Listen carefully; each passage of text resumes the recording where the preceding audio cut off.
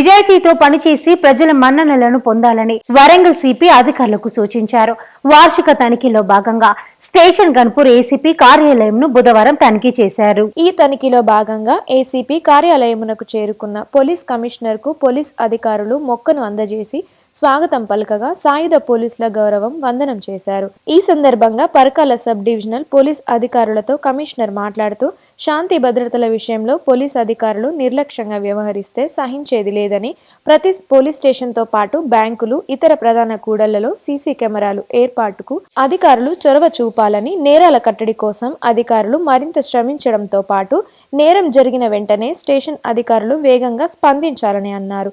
సమాజంలో ఏం జరుగుతోందని ఎప్పటికప్పుడు పరిశీలించడంతో పాటు ముందస్తు సమాచార సేకరణ అవసరమని, క్రమశిక్షణతో విధులు నిర్వహిస్తూ ప్రజలతో స్నేహపూర్వకంగా వ్యవహరిస్తూ ఓపిక, సహనంతో ప్రజలు ఇచ్చే ఫిర్యాదులు పరిశీలించాలని పోలీస్ కమిషనర్ అధికారులకు తెలిపారు. ఈ తనిఖీలో west zone DCP Rajamahendra Nayak, ASP Mannan Bhat, ACP Bheem Sharma, Shravan కుమార్తో పాటు ఇతర పోలీస్ సిబ్బంది పాల్గొన్నారు.